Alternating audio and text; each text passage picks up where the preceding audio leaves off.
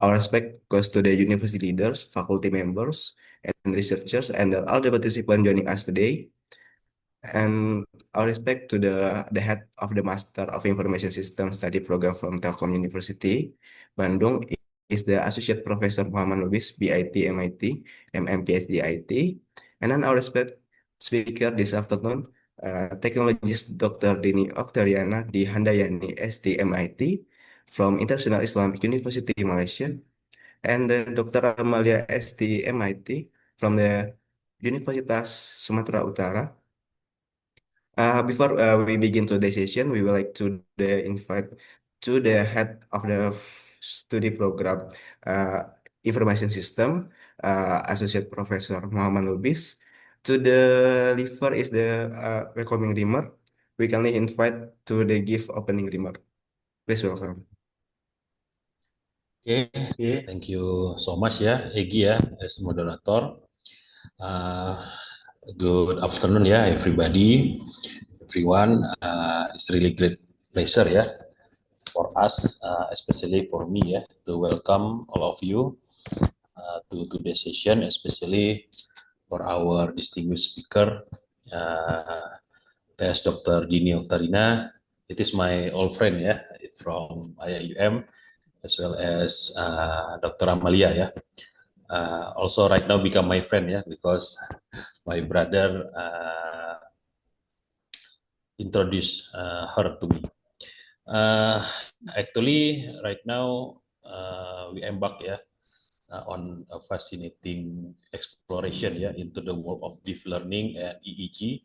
Inshallah, today's we will learn ya from our distinguished speaker, especially related to the immense potential yeah for those technology how they can implement in various application from healthcare until neuroscience and beyond uh, and without further ado uh, hopefully everybody will enjoy and try to reconnect and also improve by this speech, inshallah, related to your knowledge, how information system can adapt to this knowledge.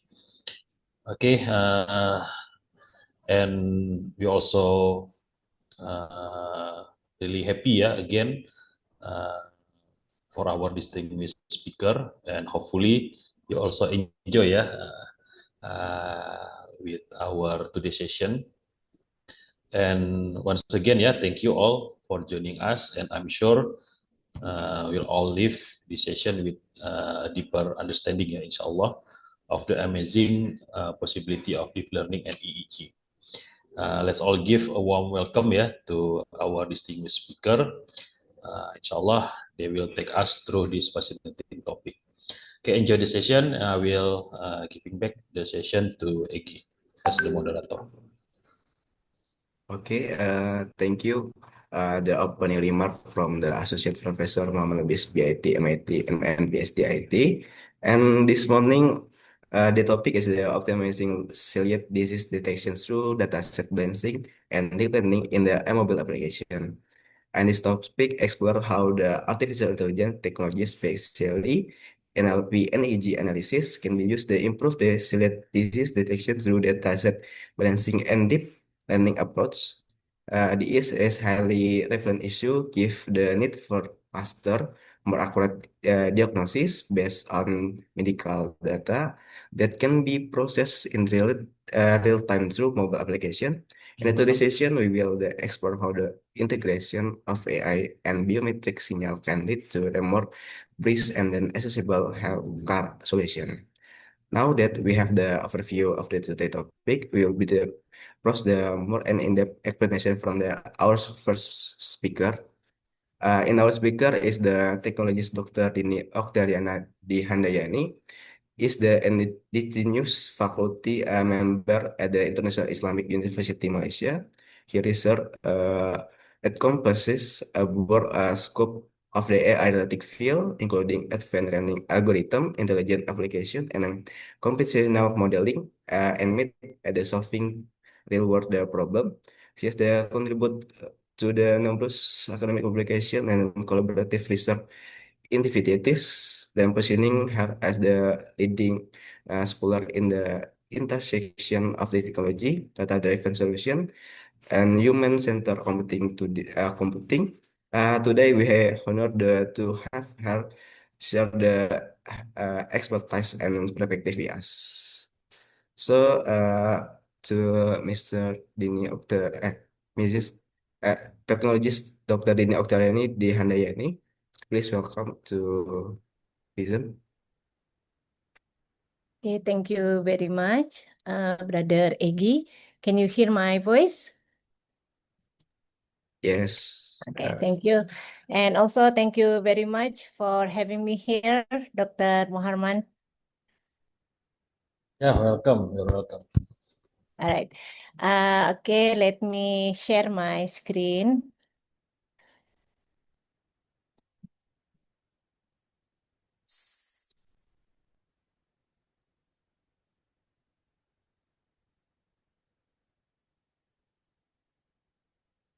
Okay, is my screen visible? Yes, Mom. All right, yeah. So let me start now. Bismillahirrahmanirrahim. Assalamualaikum warahmatullahi wabarakatuh. Thank you for this opportunity. So today I would like to share my research interest with the title Introduction to Brain-Computer Interface, Integrating Neuroscience and Computing.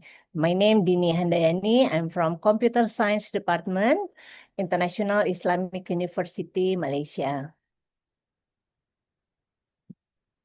Okay, so before we begin the detail of our discussion today, so the general knowledge, the general understanding about the brain-computer interface.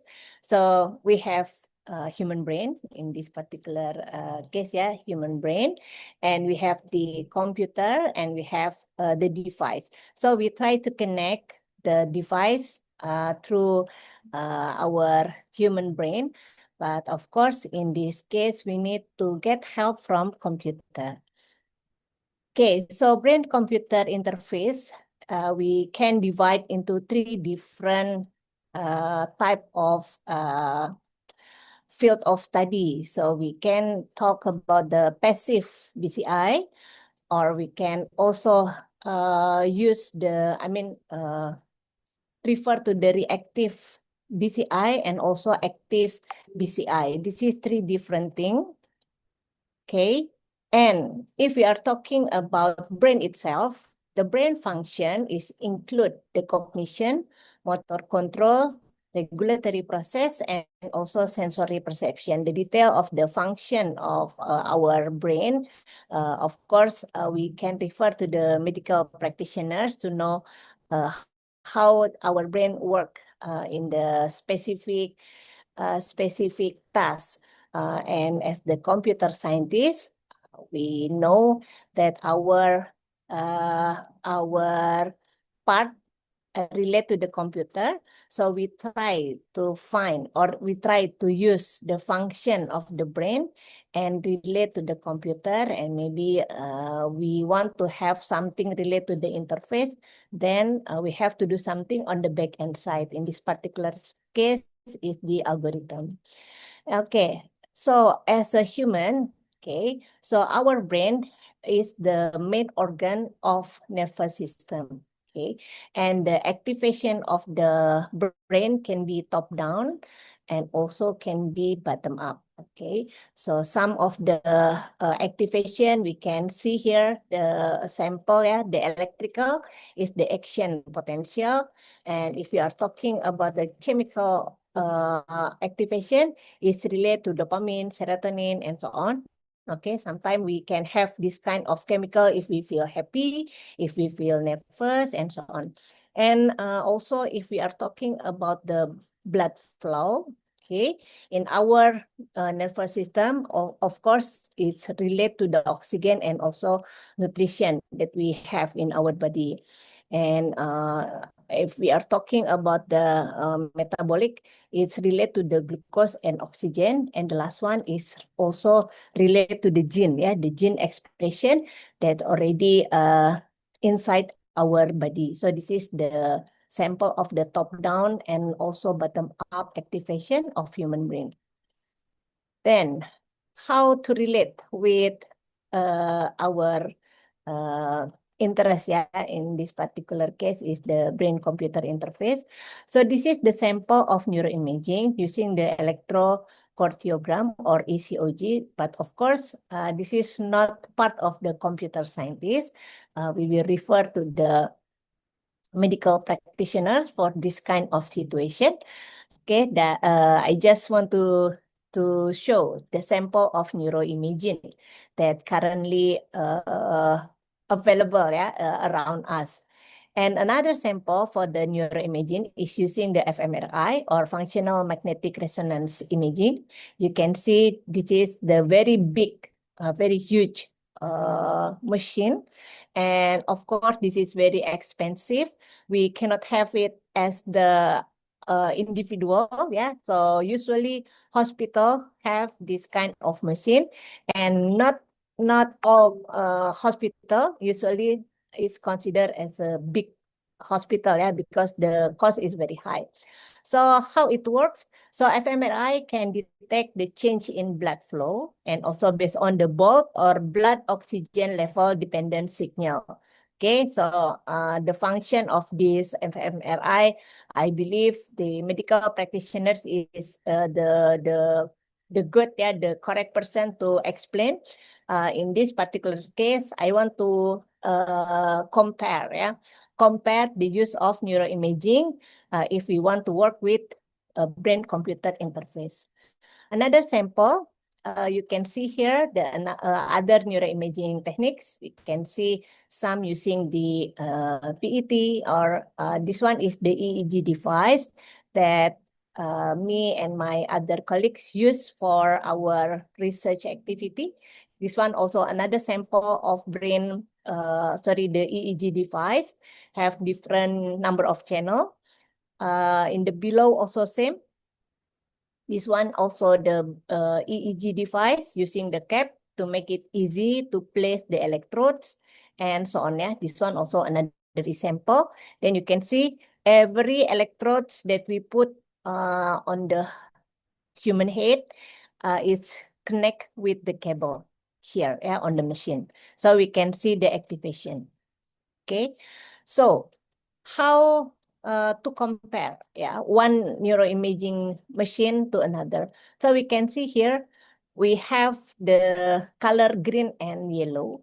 Green is referring to the structural machine, structural device, and the yellow referring to the functional. So you can see here EEG, even though it's not for, if we are talking about the temporal resolution is quite fast, in millisecond can identify. And you can see if we are talking about the spatial resolution is also considered as high as well, compared to fMRI, PET, SPECT, and MRI. Okay, right. Then another criteria why we choose EEG, because it's cheap compared to other neuroimaging device. EEG is considered cheap. We can buy a very cheap EEG device. Affordable. It's not that cheap, but affordable. And also it's portable. We can bring anywhere because the device is considered small. Okay, we can put inside our handbag to bring EEG to maybe to the lab or to the place that we want to collect the data. And it's considered simple. Okay, we can compare some of the EEG device is considered the wet EEG. So meaning we need to have the gel, we need to have some additional probe to use the device to place the electrodes in the human head, but some is considered dry EEG device, yeah. So no need to have the additional device or additional prop and so on. Just place on top of the head and make sure the head is clean. Then we can collect the data immediately. And the last one is non-invasive, so meaning we can just put in the human head, then we can collect the data. Okay, so you can see here different type of EEG, also referring to different number of channel, okay, from different brand. Okay, next. So now I think it's more clear how brain-computer interface works. So first we need to collect the data from the brain. Then the data will be processed using the computer. And later we can use the result from the processing to connect to the interface. Okay, later we decide what kind of application we want to have from the human brain. Okay, so the sample of application of BCI. So the first one is the spelling application. The second one is the virtual or augmented reality. So this one also possible using the EEG, using the BCI. And neuromarketing, maybe we want to know the response of our customer to the EEG device, then is also possible. Or maybe we want to control the wheelchair, possible using the BCI. Emotional condition, because maybe you want to know the emotion of your participant. And if we're talking about the robotics, it's also possible using BCI, smart appliance, and also rehabilitation. So you can see on the figure here, this is from school at China.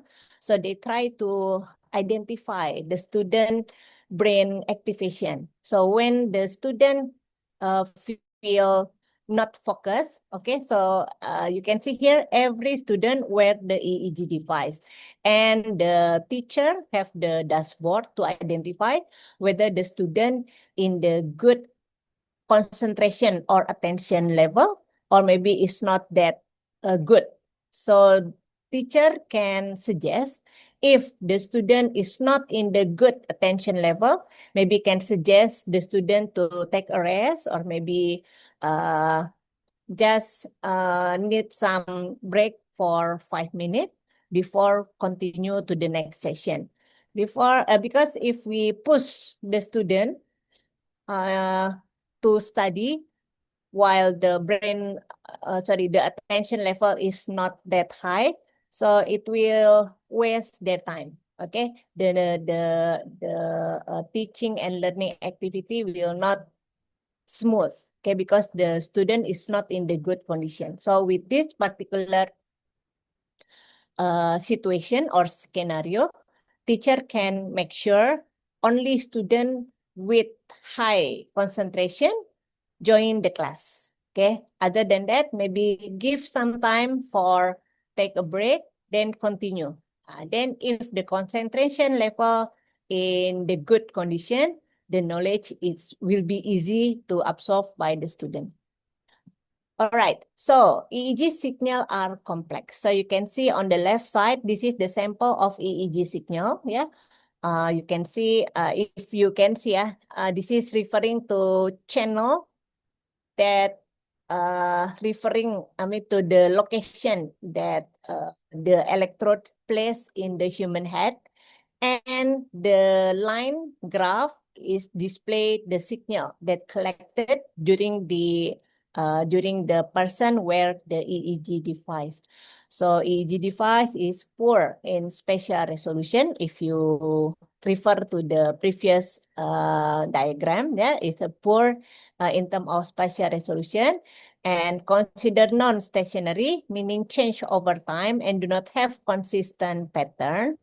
And high dimensionality, meaning involve multiple channels. So you can see we can if you look at the EEG device, it starts from one channel until 128. So it's depends how many channel you want to work with. Okay, sometimes if it's not really compulsory to know the exact location of the brainwave come from, so we only refer to the small number of channel, maybe 4 until 14. Yeah. Okay, and EEG also weak in multifold, so sometimes often it's contaminated by noise and artifact, and EEG is intersubject and intra-subject variability. So meaning different people can have different brain pattern. Okay, so we cannot generalize, but sometimes we can have the common pattern. Okay, but similar with your fingerprint, brainwave have different pattern for every individual.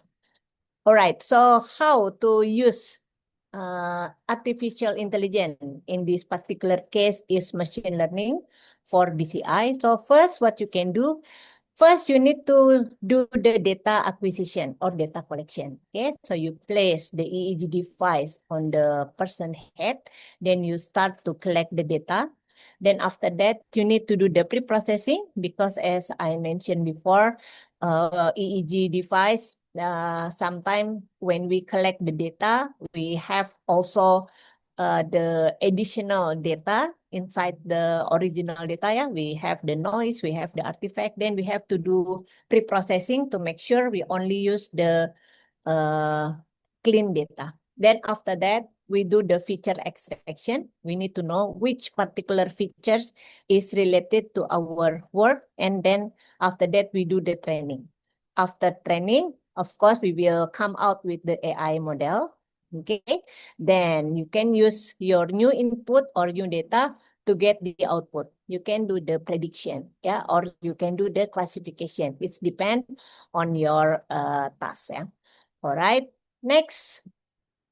So now we discuss one by one, yeah, every step that we have to go through if we want to do the work on the BCI. So first is do the data acquisition. So for example, for today presentation, I give you the sample on the mental fatigue detection. Okay, so we want to know how to identify the human mental fatigue through the brainwave. Okay, so first you have to do the data acquisition. So this is the protocol. Okay, so this is very important. You prepare the protocol. So when you collect the data, you already know step by step what you want to do during the data collection. Okay, so first, this is very important. So you have to make sure you obtain the informed consent.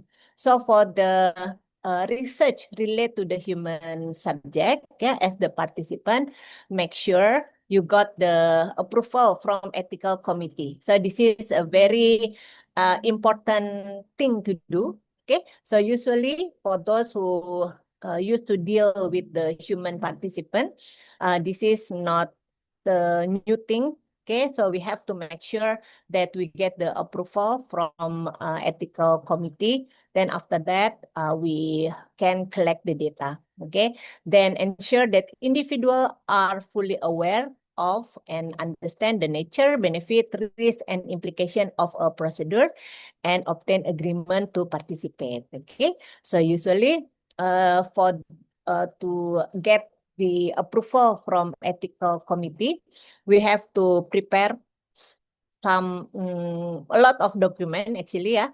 So the proposal and also the if we plan to also collect the data through the questionnaire, we have to give the questionnaire and we have to give the detail of protocol, how long it will take. Then after we collect the data, what will we do with the data?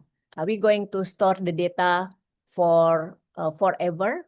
Or are we going to store only for 1 year, 6 months, and so on? That particular detail is important to share with the participant. So if participant agree, okay, then the participant give the approval to collect the data, then we can proceed.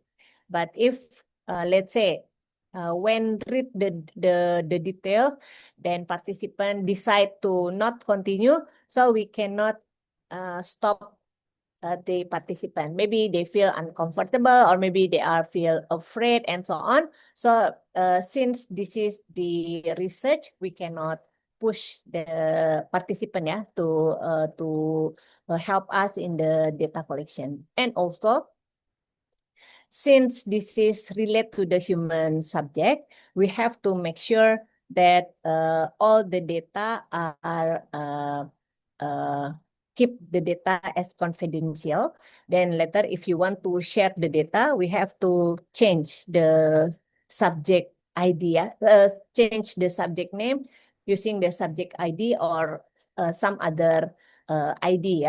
We cannot share the original data, even though we say this is for research purpose, but something related to the personal info, of course, we cannot share. Okay, for this kind of security, I think Dr. Muharman is the best person to explain. All right, then after we obtain the agreement to participate the data collection, then we can collect the data. So for this particular case, okay, you can see on the slide, this is the Muse2 headband. So recently we are using this device to collect the data. So this is very easy to use.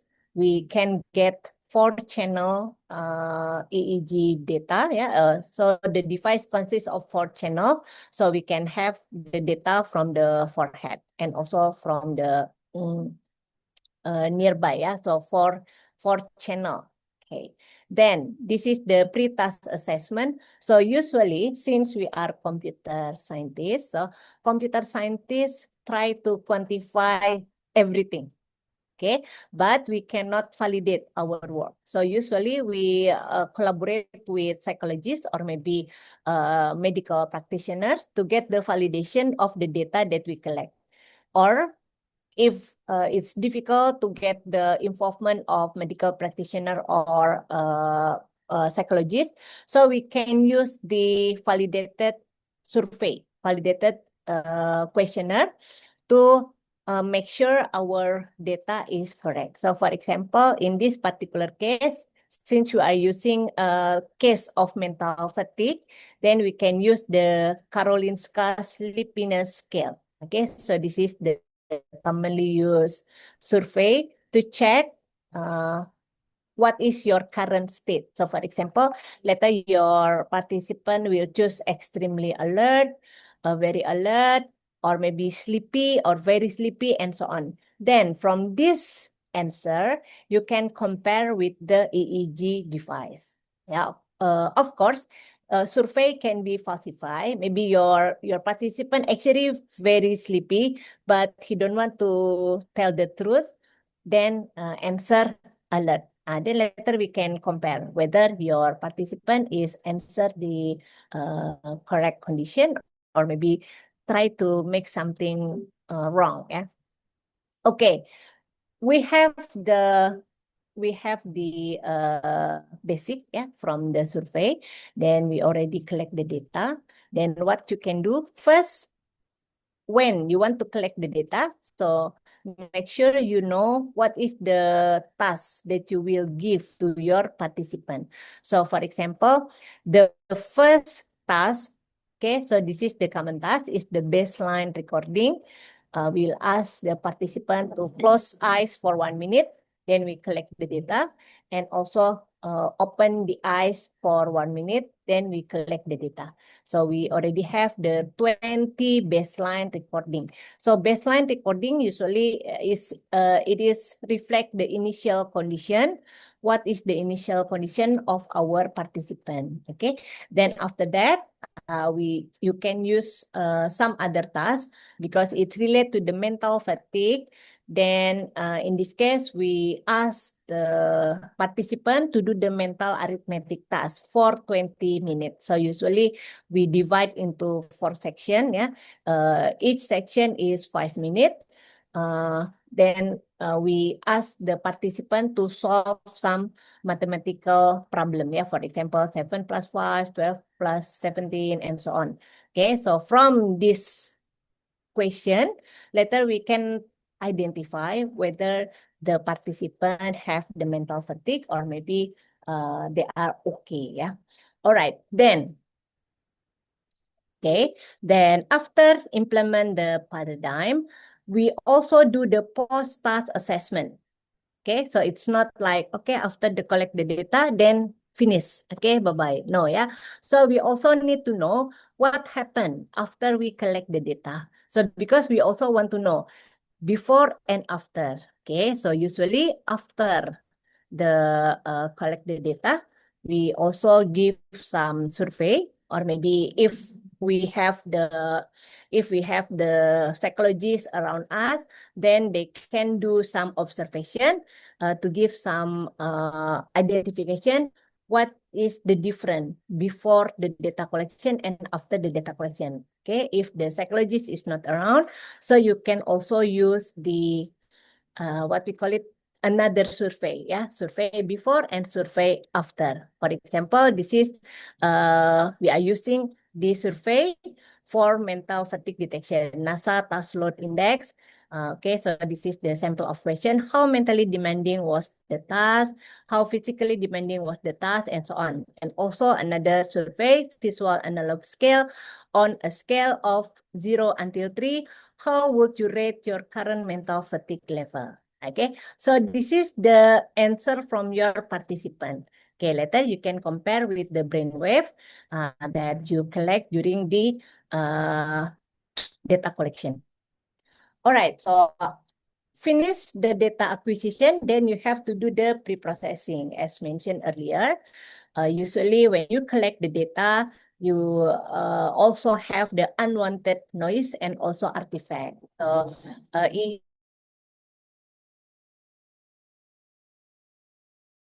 EEG data, so we should only collect the data from 0.5 Hertz to 30 Hertz. Okay, then other than that, you can remove because it's considered as a noise or artifact. Okay, because sometimes when you collect the data, you ask your participant to stay still. But sometimes the participant move the hand, move the leg, and so on. And that kind of movement will give the unwanted noise. Okay, to avoid that kind of situation, first you have to pre-processing. Okay, next is the feature extraction. Then after you do the pre-processing, you do the feature extraction because you want to know which particular features you want to include on your modeling.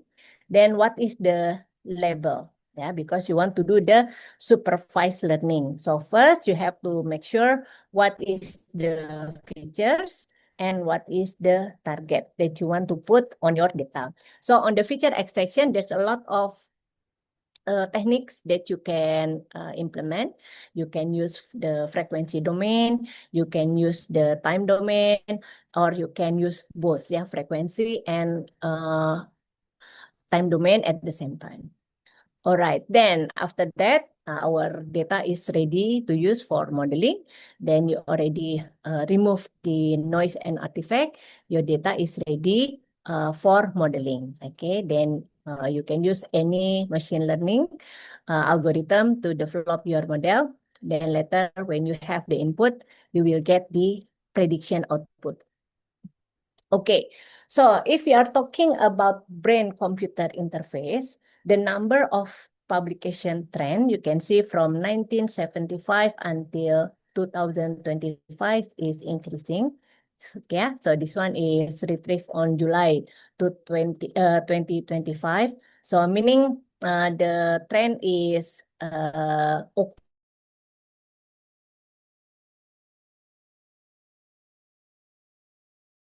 Okay, so of scholar work on this. Okay, so there's a lot of possibility to work on this because some we can see based on the number of publication. Then if we are talking about publication by country, so the highest number of publication is from China.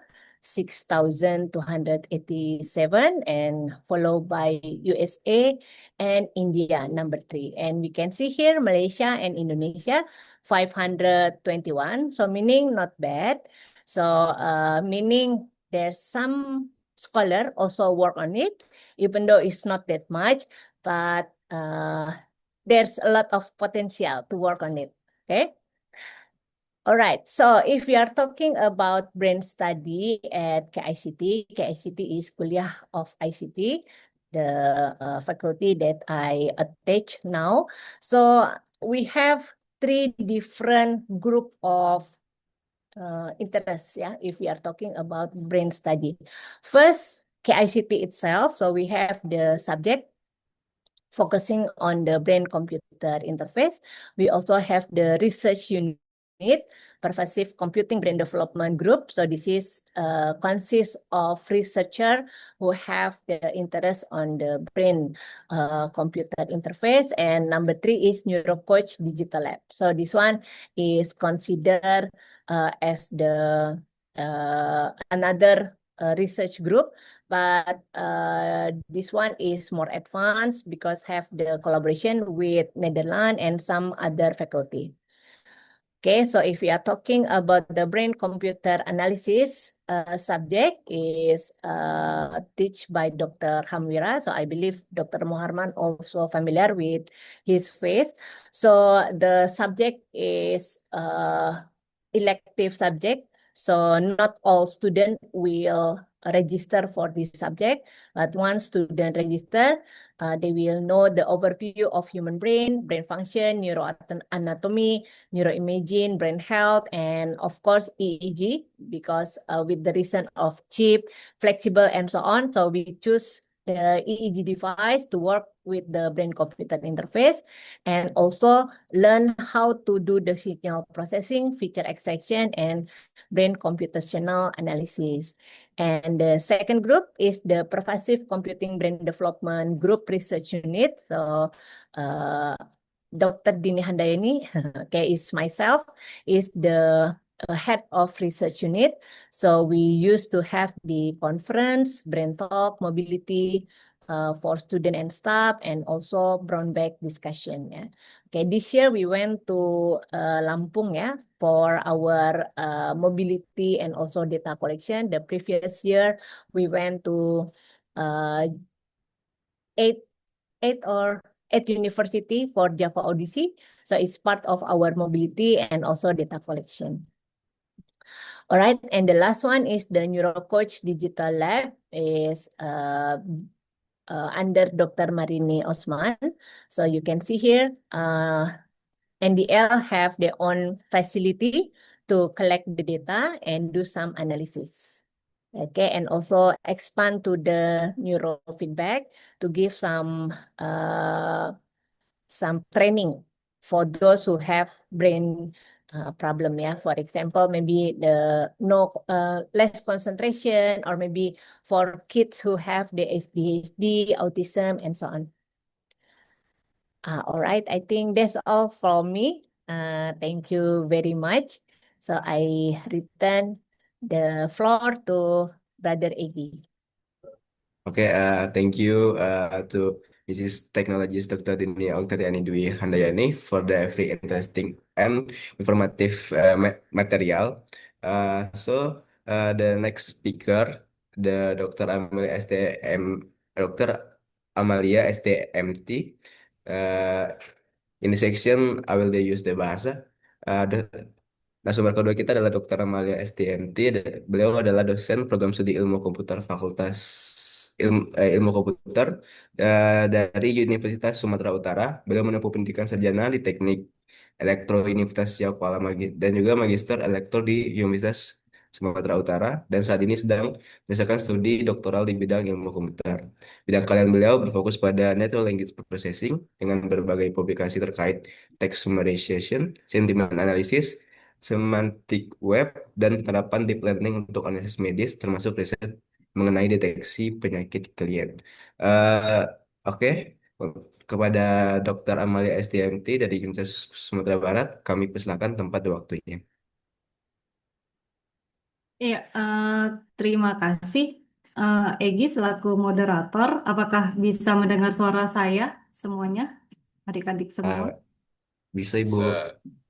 Bisa. Terima kasih juga saya sampaikan kepada Bapak Muarman Lubis yang sudah mengundang saya ya di sini ya. Pertama saya panik ya kok tiba-tiba bahasa Inggris ya. Jadi saya coba untuk mengganti semua PowerPoint menjadi bahasa Inggris tapi tidak selesai. Jadi oke, saya akan deliver dalam bahasa Indonesia saja supaya inline ya.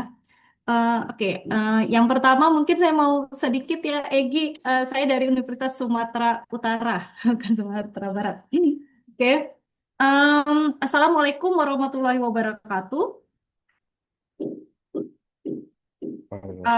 Selamat sore semuanya. Apakah sudah bisa terlihat tampilannya?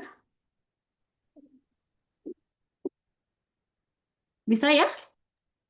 Bisa Ibu. Oke, terima kasih. Nah, perkenalkan nama saya Amalia. Saya adalah seorang dosen dari Universitas Sumatera Utara. Expertise saya sebenarnya itu lebih ke natural language processing, terutama untuk bahasa Indonesia.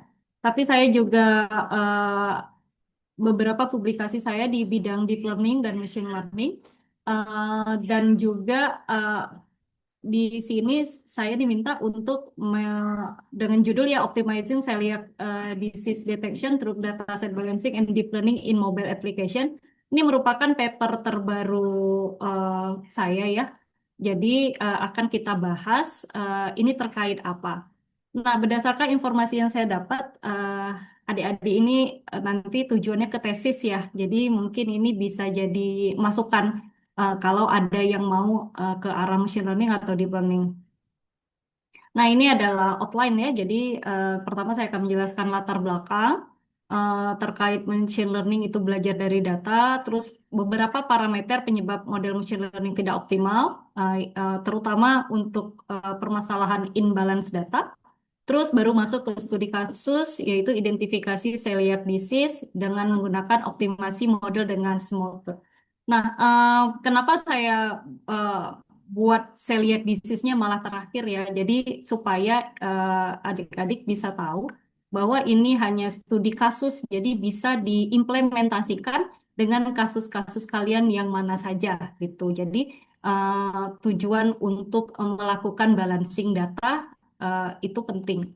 Nah, yang pertama mungkin sedikit terkait machine learning. Nah, machine learning itu seperti apa? Jadi ini adalah cabang AI yang membuat komputer belajar pola dari data. Nah, kalau misalnya kita lihat sekarang ini sudah mulai bergeser ya. Jadi kalau dulu traditional programming kita membutuhkan itu data input, terus kita membuat algoritmanya dan kita akan menghasilkan output seperti itu.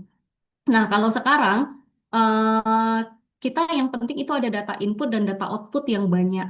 Nah, selanjutnya eh, kita akan dengan data input dan data output kita bisa membuat sebuah model. Jadi masukannya ada input terus output menghasilkan sebuah model sehingga jika ada input yang baru dia bisa belajar dari pola yang ada. Nah, oke, nah jadi kalau misalnya kita sudah tahu terkait hal machine learning ini, eh, faktor utama untuk menentukan sebuah model itu baik atau enggak adalah satu data. Ya, jadi model yang baik dihasilkan dari dataset yang baik juga. Jadi itu setuju ya. Jadi kalau misalnya datasetnya tidak baik, tentu dia tidak bisa belajar dan menghasilkan suatu model yang bisa general ya. Jadi untuk input-inputan baru itu bisa saja menjadi hasilnya tidak baik kalau misalnya dataset yang di yang menjadi referensi itu tidak cukup berkualitas. Nah, salah satu yang menjadi permasalahan utama adalah imbalance data. Imbalance data itu seperti apa? Jadi kalau misalnya di dalam machine learning, salah satunya adalah supervised learning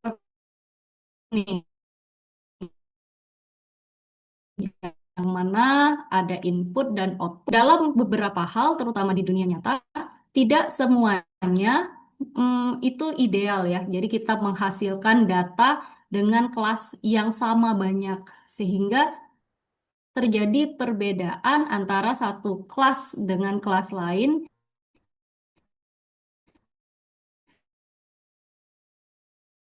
eh,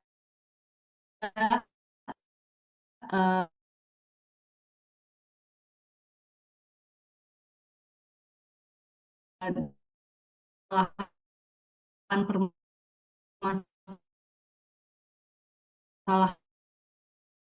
lain yang terus ada noisy datanya ya, banyak missing value, label yang salah. Nah, ini hal-hal yang mungkin sering terjadi ketika kita mempersiapkan dataset seperti itu. Tapi kita fokusnya di imbalance data sesuai dengan judul dari speak saya hari ini. Nah, terus kalau misalnya perbedaan machine learning dan deep learning itu apa? Mungkin kalau misalnya dari sisi data, di dalam machine learning kita masih memikirkan fitur apa yang paling cocok untuk input sehingga menghasilkan output yang baik. Nah, kalau jadi masih banyak campur tangan manusia seperti itu ya. Nah, salah satunya adalah ada fitur engineering seperti itu. Nah, kalau di dalam deep learning mungkin dalam pemilihan fitur, misalnya di dalam CNN, di dalam LLM, itu sudah dilakukan ya, misalnya contohnya CNN, pada proses konvolusi, model akan mencari sendiri yang mana fitur yang paling berkontribusi seperti itu, secara otomatis. Oke, nah, sekarang baru kita masuk ke dalam case study ya. Jadi ini nanti bisa saya share ya. Eh, Papernya ada di sini ya di publisher Yang. Oke, nah yang pertama terkait celiac. Nah, mungkin ada yang tahu sakit celiac itu sakit apa ya. Jadi celiac itu intoleransi terhadap gluten. Nah, gluten itu adalah protein yang ada di gandum, di barley gitu ya. Nah, dan turunan-turunan dari gandum gitu. Nah, orang yang terkena penyakit celiac ini biasanya dia jika terkena gandum itu akan eh, menimbulkan seperti alergi gitu ya, seperti gastro di dalam perutnya seperti itu, atau bahkan ada yang bisa gatal-gatal. Nah, penelitian ini sebenarnya penelitian saya dan seorang mahasiswa saya yang memang dia memiliki alergi terhadap celiac. Jadi dia memang mengalami sendiri gitu ya. Jadi dicoba buatlah sebuah aplikasi, tapi dengan tujuannya adalah imbalance data. Nah, penyakit celiac ini karena dia merupakan kelainan ya di dalam diri seseorang ya, alergi terhadap gluten itu dapat diperiksa dengan dua cara ya. Nah, yang pertama dengan pemeriksaan darah. Jadi untuk orang yang sakit celiac itu ada berbeda darahnya. Misalnya contohnya ada beberapa hal yang bisa dilihat dari lonjakan misalnya IAG-nya. Terus yang kedua yaitu dengan menggunakan endoskopi atau biopsi usus halus. Nah, ini kita bisa lihat ini ya untuk identifikasi seliak. Yang pertama pemeriksaan darah, jadi bisa dilihat deteksi antibodinya. Oke, terus kalau pemeriksaan darah ini cenderung lebih aman ya dan lebih kurang sakit seperti itu. Nah, terus yang kedua caranya dengan endoskopi, terus biopsi. Jadi endoskopi itu seperti dimasukkan kamera di dalam uh, perutnya melalui mulut untuk dilihat apa yang terjadi di dalam. Nah, ini menimbulkan rasa sakit dan rasa tidak nyaman seperti itu. Tapi dia disebut juga dengan gold standard dan ini lumayan mahal seperti itu. Oke, nah terus apa yang akan kita bangun? Kita akan membuat bagaimana caranya dengan data set yang berbeda. Jadi biasanya celiac ini dengan hasil dari biopsi atau gambar ya dari endoskopi.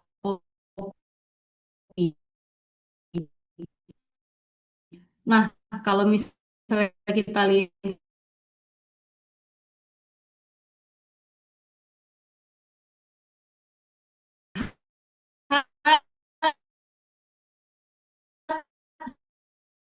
hmm, dan mau saya lihat di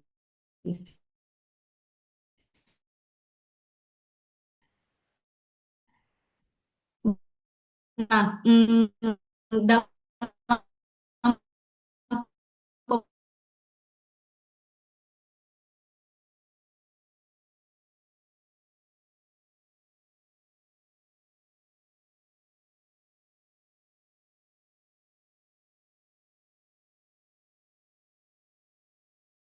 Eh, mohon maaf. Eh, eh, Sepertinya Ibu Dokter Amalia STMIT ada ini kendala dengan jaringan. Mungkin kita bisa menunggu oke. terlebih dahulu.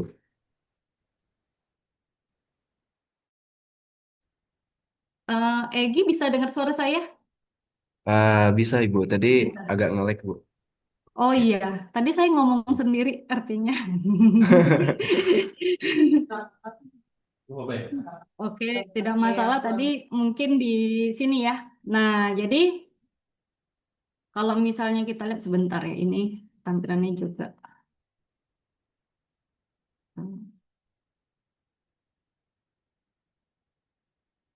Oke, jadi nanti boleh diinfokan saja kalau misalnya saya hilang lagi atau hampir-hampir hilang. Ini bisa bisa terdengarkan? Bisa Ibu. Baik, oke.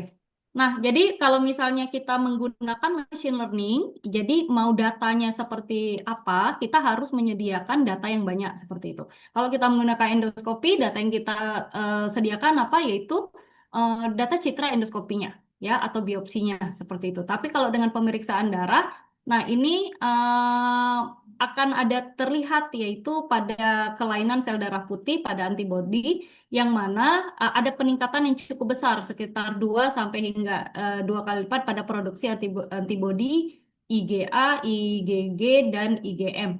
Nah, artinya kita bisa melihat dari pemeriksaan darah eh, seseorang itu terkena celiak atau enggak gitu ya. Nah, jadi tadi kita fokusnya ke bagian pemeriksaan darah. Kenapa? Karena kita anggap yang endoskopi ini lumayan mahal. Seperti itu. Nah, jadi kalau misalnya kita buat paper, nanti kalian juga membuat tesis seperti itu kan, eh, eh, kita tentu harus melihat previous related works-nya itu apa saja yang berhubungan dengan penelitian kita. Nah, kalau misalnya di celiac disease detection ini, beberapa penelitian terdahulu itu ada yang menggunakan citra, ya, jadi seperti citra hasil scan biopsi itu yang menjadi datanya. Nah, metode algoritma yang digunakan biasanya dia menggunakan deep learning atau machine learning seperti itu ya. Nah, ini seperti yang dilakukan oleh Jaden Hom itu menggunakan 2 kelas ya. Jadi dia kena celiac atau normal. Terus Maaf, Ibu udah share ini ya, Bu? ya Udah share materinya? Deh, harusnya udah hilang ya. mantul Sebentar, kelihatan nggak? nggak kelihatan ya. Oke, Nggak khawatir lagi.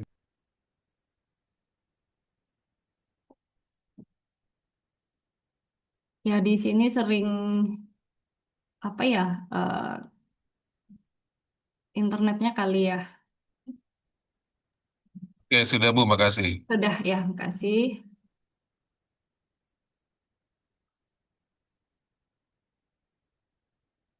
Oke.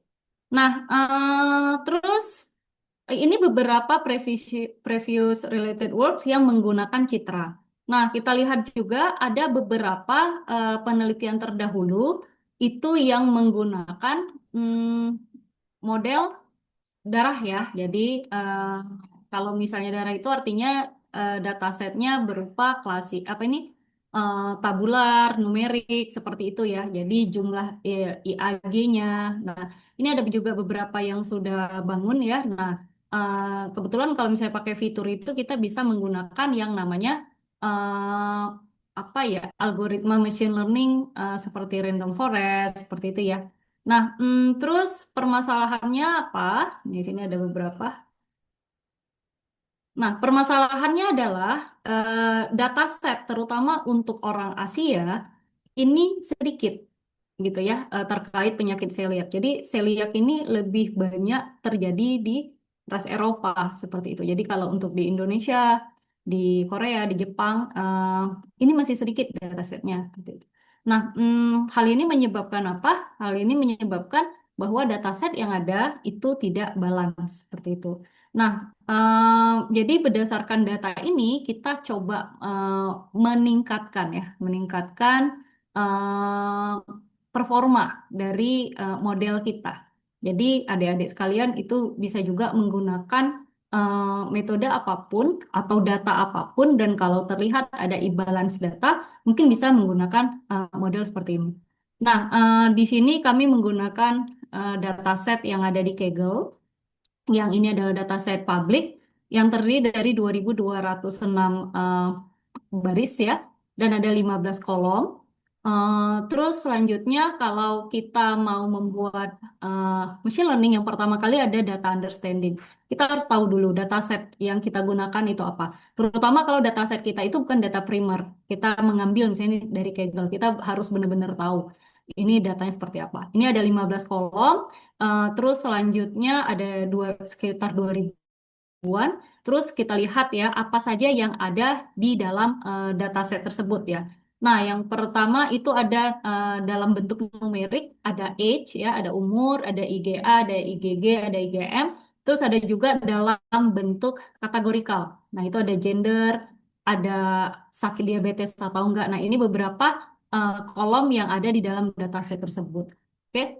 Nah, selanjutnya pas kita cek gitu ya, ternyata ini tidak ada 6 kelas dan ini tidak rata ya, dia imbalance seperti itu. Nah, kalau imbalance ini menyebabkan apa? Jadi sebelum penelitian ini kita ada paper yang conference ya, yang kalau yang sekarang ini yang jurnal, di mana eh, performanya itu akurasinya mesti 90-an%. Jadi seharusnya bisa dioptimasi seperti itu. Nah, ternyata kita lihat itu sebenarnya ada terjadi imbalance. Nah, solusinya apa? Solusinya adalah ada dua cara. Yang pertama, kalau misalnya kita mau membuat dataset itu balance, kita harus menyamakan ya setiap kelas. Yang pertama yang paling gampang adalah kita jadikan semuanya menjadi kelas yang paling kecil gitu ya, yang jumlahnya yang paling kecil. Jadi kita hapus yang datanya besar. Tapi itu menyebabkan apa ya, dataset kita yang sudah sedikit menjadi lebih sedikit gitu. Yang kedua yaitu kita bisa, itu tadi namanya undersampling. Yang kedua kita bisa oversampling. Bagaimana caranya data set yang sedikit ini bisa lebih banyak seperti itu. Bisa dibuat sintetis. Nah, itu yang akan dibahas ya, seperti itu. Nah, namanya ada beberapa metode, yaitu seperti Smote ya, terus ada Adasin. Ya, jadi ini dicoba, semuanya dicoba yang mana yang paling cocok, seperti itu ya. Nanti ada Smote combine with edit neighbor ya, terus ada Smote combine with Tomac link. Nah, terus ini beberapa, nanti bisa dibaca sendiri ya.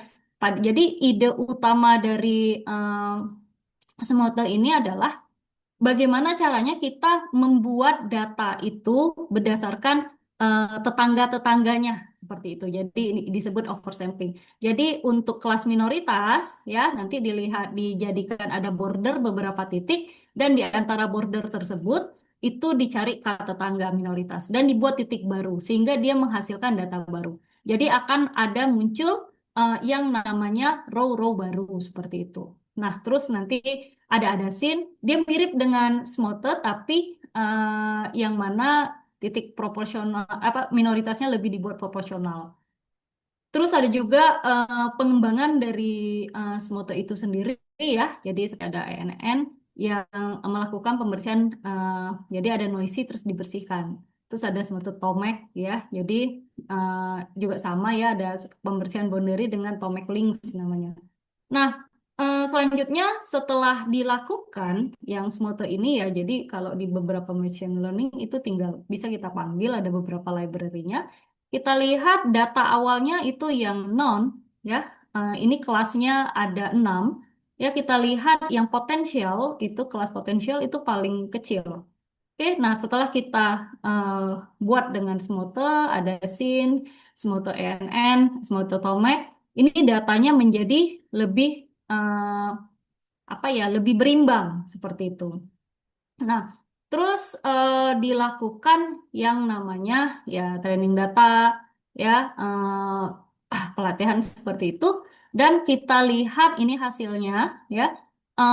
Di sini menunjukkan bahwa dengan menggunakan Smoto, akurasi lebih meningkat tapi lebih noisy, misalnya seperti ini. Kebetulan pada contoh data yang ini. Terus katanya di sini kalau Smoto itu hasil sintetisnya kadang masuk ke area overlap karena tadi kan ada boundary ya, dua titik tetanggaan. Nah, terus kalau ada sih akurasi lebih bagus tapi loss tidak stabil. Jadi ini berdasarkan eksperimen. Jadi ini merupakan eksperimen ya.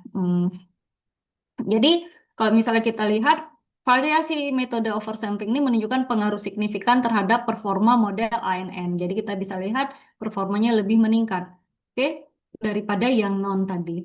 Nah, jadi ini juga dilakukan berbagai macam eksperimen dengan berbagai algoritma. Jadi kalau misalnya dalam machine learning, apa ya?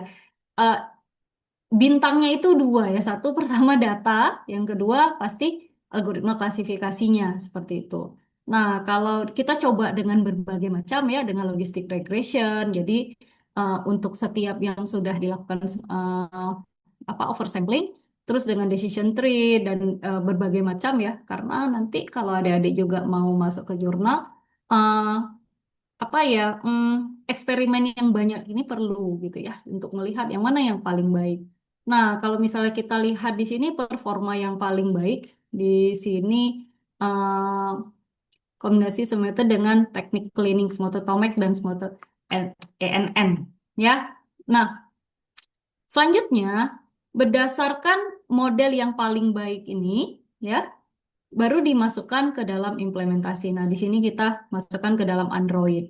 Nah, ketika dimasukkan dalam Android, eh, model tersebut, dan kita masukkan ya hasil lab, dia bisa melihat ini seseorang terkena celiac atau enggak, termasuk dalam kelas yang mana dari 6 tadi.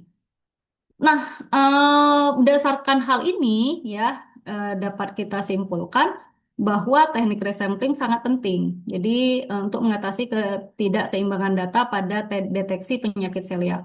Tapi seperti yang saya jelaskan tadi, bahwa sebenarnya bukan hanya pada studi kasus penyakit seliak. Jadi kalau adik-adik nanti kalau ada apa ya untuk melakukan penelitian segala macam dapat data terutama data yang primer dan dia ke ke angka atau kategorikal itu bisa eh, di, dipertimbangkan dengan menggunakan metode SMOTE ini ya. Jadi jangan dibuang datanya, jangan di undersampling, tapi coba di oversampling.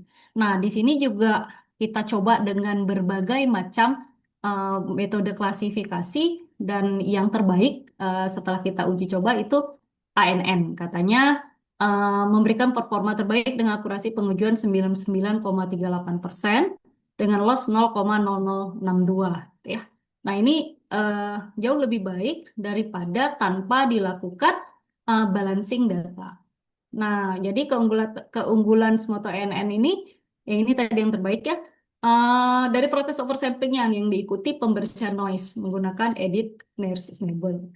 Nah, eh, nah ini pengembangan ke depannya mencakup perluasan dataset ya, jadi masih banyak sekali yang bisa kita lakukan untuk penelitian-penelitian serupa.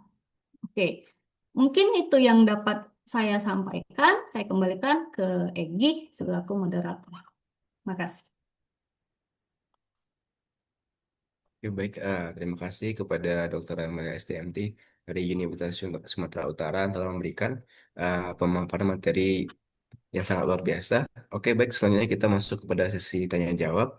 Kepada para peserta yang ingin bertanya, dimohon menggunakan fitur raise hand ataupun bisa menulis pertanyaan tersebut di kolom chat yang apa dengan format nama, habis itu ini speaker yang dituju dan juga pertanyaan. Terima kasih.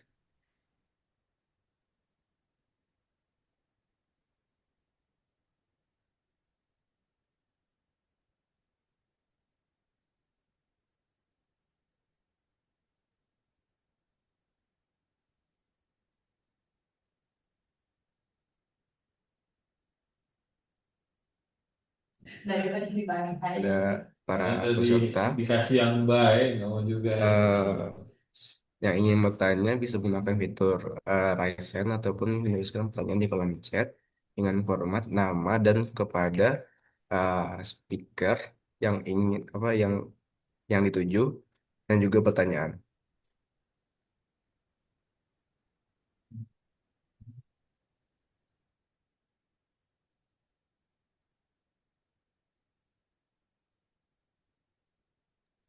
Oke, baik kepada Mas Rehan Zahwan Saleh dipersilakan.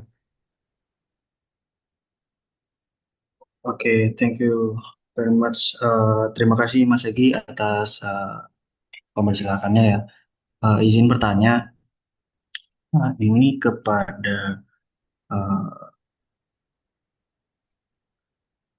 Terandayani ya, tentang about synthetic data.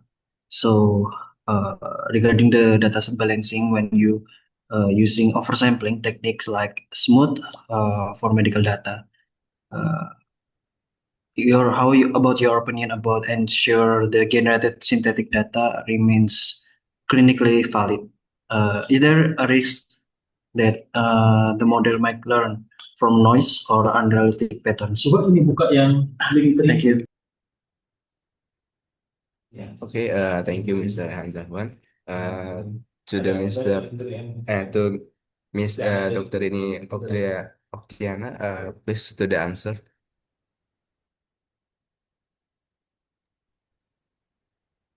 Maaf, boleh diulang pertanyaannya? Tadi agak lagging. Oke, ini saya pakai bahasa Indonesia aja, Bu. Oke. Boleh, boleh. Baik. Jadi apa?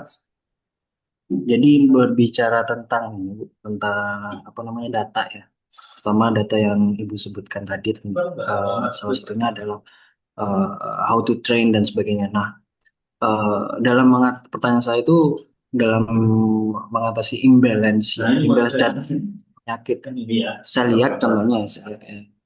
Dan metode oversampling seperti smooth atau ada scene yang sering digunakan oleh Ini form penilaiannya belum peneliti pada umumnya. Nah, mungkin menurut Ibu bagaimana sih cara memastikan bahwa sintetik data yang dihasilkan itu tidak menciptakan bias gitu. Jadi kalau misalnya di training dan sebagainya dan sudah dapat modelnya, itu bagaimana caranya agar tidak menciptakan bias di imbalance data penyakit celiac ini. Seperti itu. Oh, okay. For celiac disease, I think the question is not to me ya. Iya. Iya. I think the Yes, question is for me. Yes, Miss Amelia. Sorry. Oke, terima kasih Raihan ya. Ya, jadi bagaimana kita memastikan bahwa data tersebut tidak bias ya, karena namanya aja sintetik. Dan ini untuk data kesehatan, benar kan? Nah, untuk penelitian aja, kalau kita menggunakan data manusia, kita kan harus ada komisi etik, benar? Kita harus minta persetujuan dari dokter, terus juga ini apakah bisa digunakan. Nah, itu salah satu yang menjadi tantangan kalau kita menggunakan data terkait identifikasi penyakit segala macam, kita harus tahu seperti itu. Nah, untuk meyakinkan bahwa ini adalah data yang valid atau tidak bias, kalau valid pasti enggak ya, karena namanya juga data sintetik ya. Data sintetik itu adalah data dari tidak ada menjadi ada. Ya, itu inti dari oversampling. Nah, kenapa kita bilang bahwa data ini bisa digunakan untuk mengayakan dataset kita atau membalanskan kelas yang minoritas, itu karena metodenya, algoritmanya. Jadi algoritma yang digunakan adalah, jadi kan kita tahu tuh seperti Euclidean distance ya. Jadi ada jarak. Nah, Jadi untuk setiap data yang ditambahkan itu sebenarnya dia menambahkan data di sekitar data asli gitu. Jadi kalau misalnya data aslinya ada di 0,2, terus nanti dibuat boundary di 0,4, nanti di sekitarnya itu akan dibentuk atau akan dihitung bagaimana dia mengenerate data yang baru sebagai data sintetis. Nah, bisa dibilang bahwa cara seperti ini dia tidak akan bias karena dia mendekati dengan data aslinya. Seperti itu. Semoga bisa menjawab ya, Rehan ya. Ya, baik Bu. Terima kasih. Oke, baik. Terima kasih kepada Ibu Dr. Amalia ST MIT. MT. Selanjutnya, apakah masih ada pertanyaan dari para peserta? Apabila ada pertanyaan, mohon para peserta bisa menggunakan fitur raise hand ataupun menuliskan pertanyaannya di kolom chat.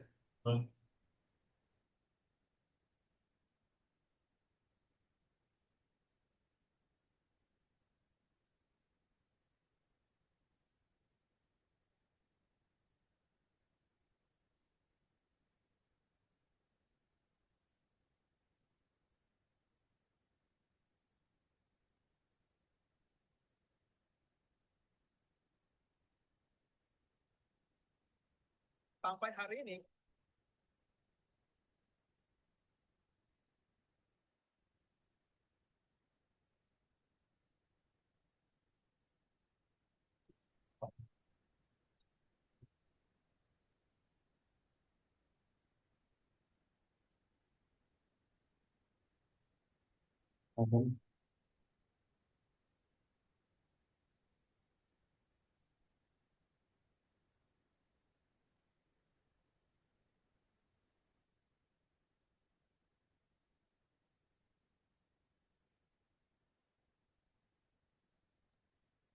Oke, kepada Mas Rehan dipersilakan. Baik, sebenarnya ada ini apa? Saya ada pertanyaan tadi untuk ini ya. Mau tadi salah ini. Sebenarnya ada dua ini tentang Green Guts Access Bu. Jadi saya baca-baca ini kan tadi pada saat Ibu apa, menjelaskan itu menurut saya sangat menarik ya karena saya juga ada mini ECG juga untuk tapi lebih ke psikologis. Nah, apakah EEG di sini itu digunakan untuk mendeteksi apa namanya neurological symptoms seperti brain fog? Terus apa namanya? Bagaimana korelasi sinyal EEG itu yang seperti yang Ibu jelaskan dengan data klinis apa namanya? Apakah ada korelasinya Bu, dengan data data apa namanya data-data yang lain seperti perut, pencernaan dalam dalam model ibu gitu. Maksudnya selain selain otak gitu. Terima kasih. Oke, terima kasih pertanyaannya, eh, Bapak Raihan ya. Jadi seperti namanya,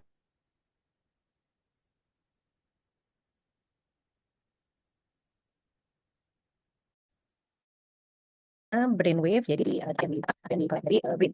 Maaf ya, ini kayaknya saya lagging ya. Saya Iya tutup Bu, kamera ya, mungkin lebih bagus iya sinyalnya. Bu. Ah, Izin saya ini jawab lagi. ya. Ah, ah. Jadi untuk brainwave, secara namanya juga brainwave, jadi data yang didapatkan adalah dari brain. Nah, jadi kalau misalnya mau dikaitkan dengan data perut gitu, kayaknya eh, saya kurang pasti ya. Tapi di research group kami waktu itu pernah dicoba untuk mengkorelatekan antara brainwave dengan heart rate. Nah, jadi mungkin karena sesama psychological signal, jadi possible untuk dikorelatekan. Mungkin saya jawab di chatting ya, karena LP-nya itu. Iya Bu. ini saya nggak pasti.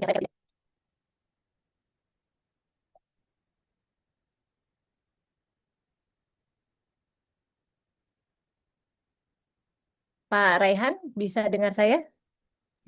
Iya Bu, tadi terputus-putus Bu. Oh, terputus-putus. Ya, coba saya ulang ya. Jadi kalau brainwave itu hanya untuk mendapatkan data dari brain. Jadi kalau misalnya tadi pertanyaannya apakah bisa didapatkan juga data dari perut dan sebagainya.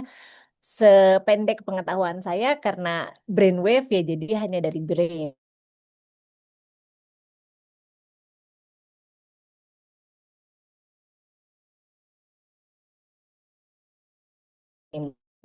Tapi research gitu.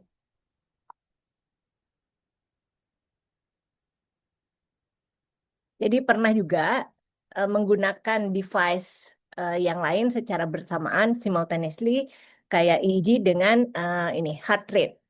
Jadi bisa sekali. Jadi rasanya yang bisa dilakukan di sini sesama psychological signal. Jadi mungkin dari brainwave, heart rate, heartbeat itu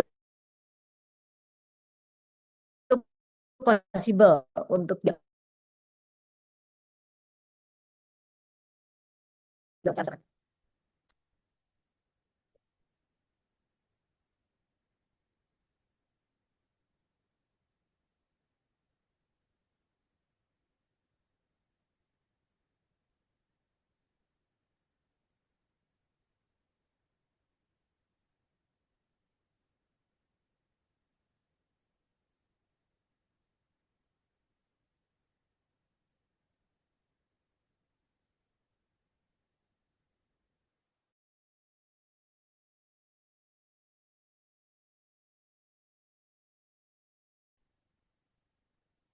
Oke Pak Ryan minta maaf jawabannya saya Ya. tulis di dalam chatting ya.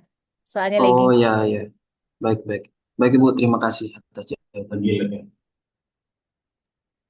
Oke, baik. Terima kasih kepada Mas Rehan atas pertanyaannya. Selanjutnya kepada Mas Ratandi. Baik, terima kasih Mas Egi. Izin bertanya, saya ingin menanyakan apa sih faktor yang menjadi kesuksesan penelitian EEG dan NLP? Mungkin boleh diceritakan Bu Dini dan Bu Amalia pada proses pengalamannya, Bu. Terima kasih. Mungkin sesingkat itu aja pertanyaan saya, Bu. Oke, terima kasih kepada Ratandi atas pertanyaan. Silakan Ibu Bu Dini dan juga Ibu Maya untuk menjawab. maaf boleh diulang pertanyaannya. Baik, Bu. Mungkin untuk apa sih, Bu, faktor yang menjadi kesuksesan penelitian EEG dan NLP? Mungkin bisa diceritakan, Bu, proses pengalamannya, gitu, Bu.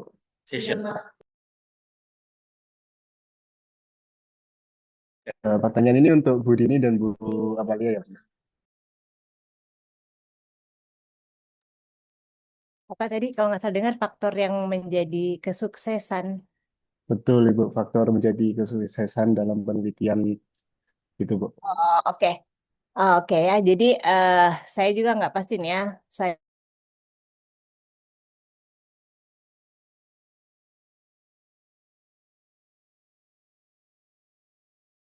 ini sukses atau tidak. Aduh maaf ya, ini lagi hujan nih. Mungkin sinyalnya nggak begitu bagus. Jadi ini sharing pengalaman aja. Jadi untuk research, eh, sebisa mungkin kita mengetahui scope yang akan kita eh, kerjakan. Ya, jadi misalnya research itu bukan tujuannya bukan untuk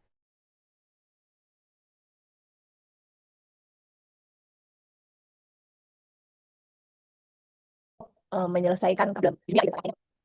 Hanya untuk menyelesaikan level master. Let's say kita punya 3 objektif. Jadi kita fokus saja pada objektif itu, skopnya kalau dirasakan udah cukup untuk master level atau nanti misalnya sambung untuk PhD level, kita fokus saja di situ dan insya Allah kita akan achieve our goal. Jadi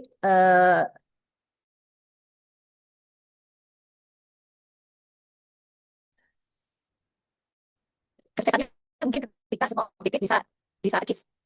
Oke, kesuksesan itu ketika semua objektif bisa achieve. Jadi mungkin tips dari saya kalau untuk menyelesaikan master, skopnya harus diperhatikan. Kalau misalnya ingin menyelesaikan problem dunia, mungkin itu kemudian. Ya, jadi skop master misalnya 3 objektif saja, fokus dengan objektif itu dan insya Allah akan sukses. Sukses in term of, I mean, maybe you achieve your objective. Jadi mungkin grafiknya. Maaf ya nih kurang seru nih internetnya on off. Mudah-mudahan menjawab pertanyaan Pak Ratandi ya. Oke, baik. Terima kasih. Selanjutnya kepada Ibu Amelia untuk menjawab, Ibu. Silakan. Ya, terima kasih pertanyaannya. Eh, untuk NLP sendiri, saya mulai meneliti itu dari tahun 2014 ya. Jadi awal-awal NLP itu kan Natural Language Processing. Awal-awal itu mesti menggunakan ya LSA, terus back of word seperti itu ya. Nah, tiba-tiba di tahun 2017 ya ada satu gebrakan namanya word to fact gitu. Nah, di mana semua kalimat itu bisa difaktorkan sehingga kita bisa melihat meaning dari suatu kalimat berdasarkan proses matematika. Jadi kita bisa lihat antara satu kalimat A dengan kalimat B itu bisa dihitung seperti itu ya. Jadi faktor dengan faktor yang sangat besar. Dan boomingnya lagi pada tahun 2019 ya, 2018 2000 itu muncul yang namanya transformer ya. Nah, transformer ini kan cikal bakal eh, GPT ya. Ya, nah terus NLP tiba-tiba jadi seperti booming seperti itu ya. Nah, saya setuju dengan Bu Dini ya kalau kita mau fokus pada suatu topik, nah kita sebenarnya istiqomah kita ambil jadi semua penelitian itu dimulai dari permasalahan sebenarnya. Jadi apa yang mau kita cari solusi? Nah, itu kita dapatnya dari mana? Kita dapatnya dari ikro ya, kita dari baca paper-paper yang ada dan kita cari gapnya apa.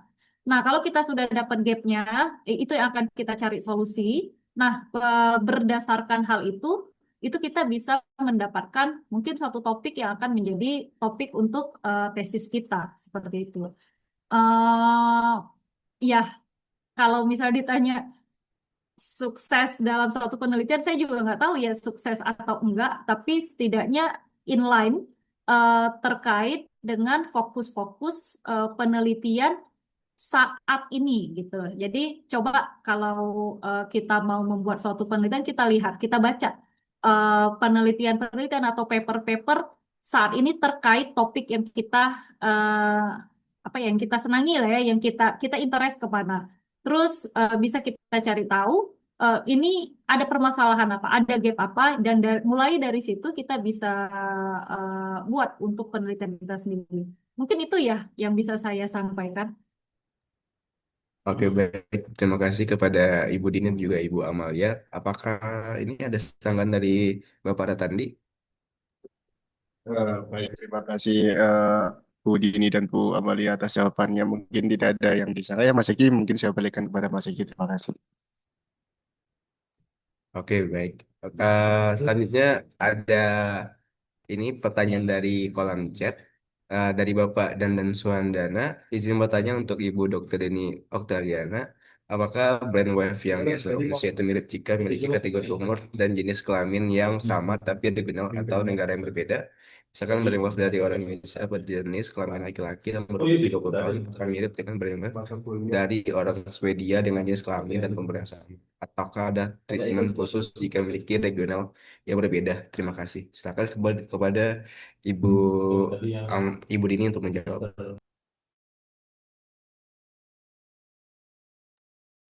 Oke, pertanyaan yang pertama sudah saya jawab. Saya coba jawab yang kedua ya.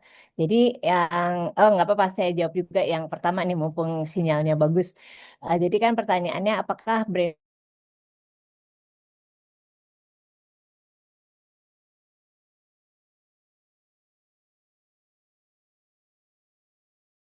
brainwave. Nah, jadi untuk brainwave, sependek pengetahuan saya, jadi tidak bisa dibedakan ya. Misalnya dari Asia dengan Amerika, apakah brainwave-nya berbeda? Eh, Rasanya dari penelitian terdahulu tidak ada significant pattern yang membedakan dari belahan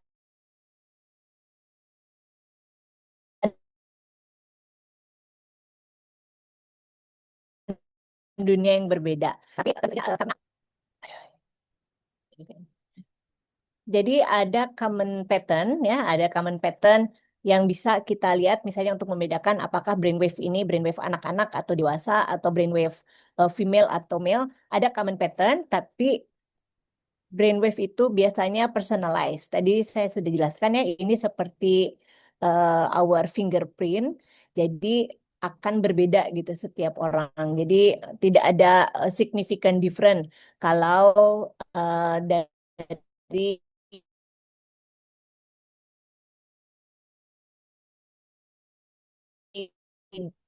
bagian dari apa tadi pertanyaan dari Pak Dadan ya. Yang pertanyaan berikutnya mengenai bagian data acquisition, mental fatigue, tepatnya pada obtain informed consent. Oke, jadi bagaimana sih resiko ketidaksengajaan penyebaran informasi sensitif? Jadi memang dari awal ketika kita collect data, kita seharusnya sudah memberi nama alias untuk partisipan kita. Misalnya katakanlah partisipan yang pertama ini Pak Egi gitu. Jadi kita udah tukar tuh jadi subject one. Yang kedua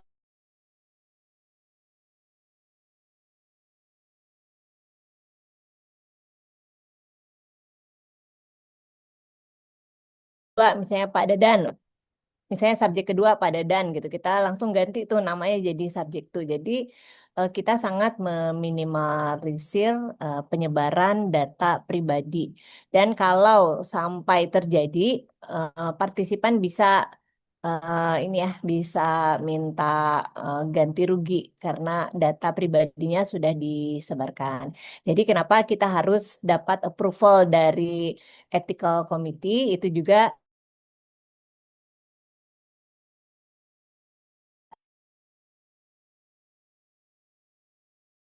eh, akan menunjukkan integritas kita sebagai researcher untuk eh, menyimpan rahasia dari setiap partisipan yang kita uh, involvekan dalam data collection. Oke, mudah-mudahan menjawab ya pertanyaan Pak Dava Sidik. Jadi biasanya ada nih si partisipan yang pengen tahu what is the result, do I consider have the mental fatigue or no gitu. Jadi kita sebagai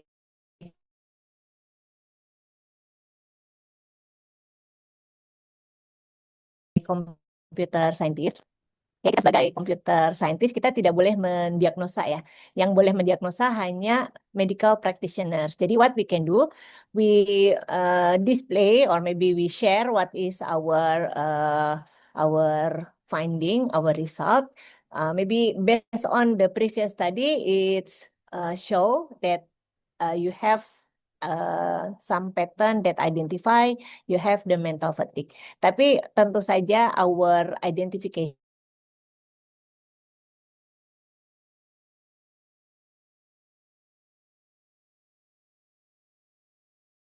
tidak bisa dijadikan only source ya. Jadi tidak bisa dijadikan di only source yang akan digunakan sebagai basis. Misalnya, oh saya punya mental health nih, nggak bisa ya karena the identification is from computer scientist, not from medical practitioners. But what you can do, maybe later you collect the data, then one of your participant maybe identify with some mental health problem. You can suggest your participant to go to the expert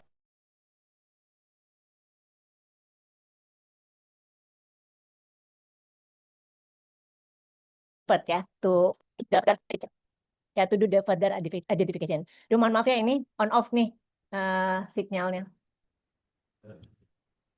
Oke, baik Ibu. Terima kasih kepada Ibu Dini yang telah menjawabnya. Mungkin satu lagi Bu pertanyaan dari saudara kita itu David Muhammad Koroma. Dia adalah ini apa foreigner student di Telkom.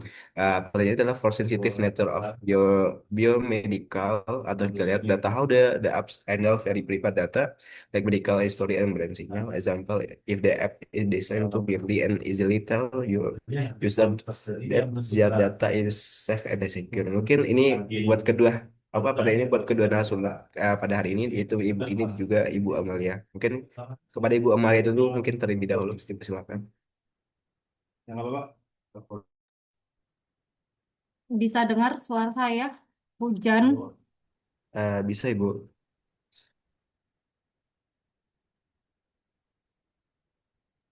Oke,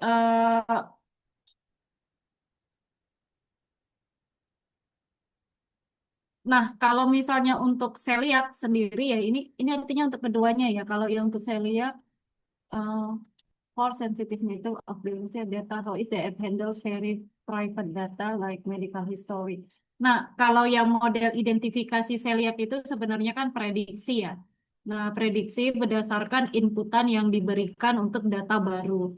Nah, berdasarkan inputan data baru yang diberikan, itu dia dapat memprediksi kira-kira masuk ke dalam kelas yang mana, seperti itu ya. Jadi, biasanya kalau misalnya kita juga tidak menyimpan data rekam rekam medik itu ya seperti itu, mudah-mudahan ini juga akan secure ya karena banyak ya sekarang ya Halodoc segala macam yang memang aplikasi berbasis eh, apa ya teknologi seperti itu. Nah, ya, kalau misalnya untuk ini kan memang belum diimplementasikan memang untuk yang mass ya, untuk yang di eh, apa ya yang bekerja sama dengan rumah sakit seperti itu ya.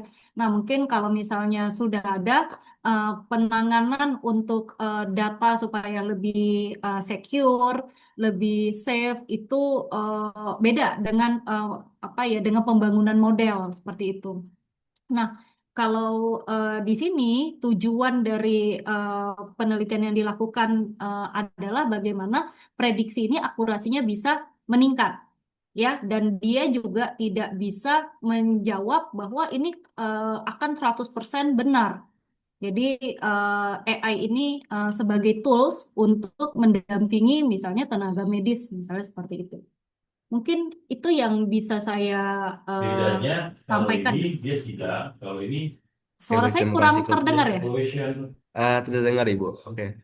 Terima kasih kepada Ibu Amalia. Mungkin kepada Ibu Dini mungkin boleh juga menjawab dari pertanyaan dari saudara kita itu David Muhammad Koroma. Silakan Okay. Ibu Dini. Okay, thank you.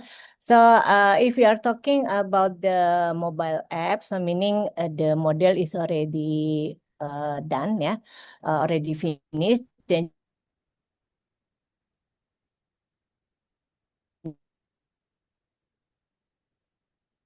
you want try. So, I give example.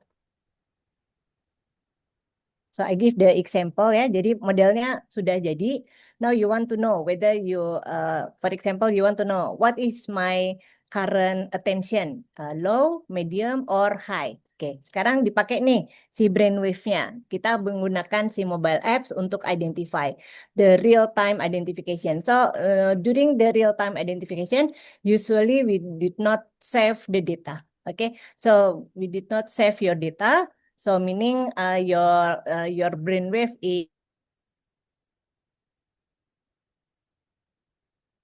is safe, no one can edit.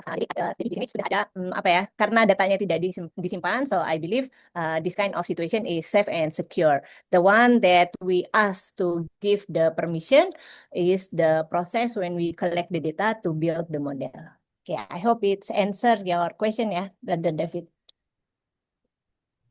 Oke, baik. Terima kasih jawabannya Ibu Dini. Semoga bisa menjawab juga pertanyaan dari David. Oke, mungkin sekian untuk sesi pertanyaan pada sore hari ini. Eh, Terima kasih kepada kedua narasumber kita yang sangat luar biasa itu Ibu Dini Oktariani Dwi Handayani dan juga Ibu Amalia. Dan juga terima kasih juga kepada para peserta yang telah aktif ikut berpartisipasi kepada TED Talk pada hari ini. Untuk para partisipan, kami juga ingin mengingatkan untuk jangan lupa mengisi link absen karena itu penting untuk mendapatkan sertifikat. Dan saya juga mohon maaf atas segala kekurangan dan juga kesalahan saya sebagai moderator pada sore hari ini. Semoga acara ini dapat memberikan manfaat dan juga wawasan baru untuk kita semua. Sampai jumpa di TU Tech Talk berikutnya. Wassalamualaikum warahmatullahi wabarakatuh.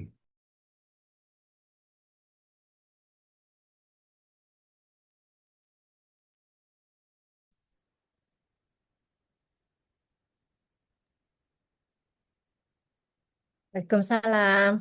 Mohon maaf lahir dan batin ya, ini internetnya on off nih. Ibu Dini di mana? Hujan juga Terima kasih sama? Bu. Ya, saya di Kuala Lumpur.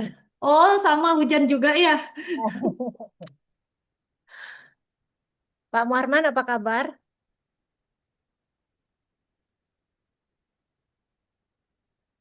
Sibuk ya Pak Muharman? Ya, halo, Kak. Sorry,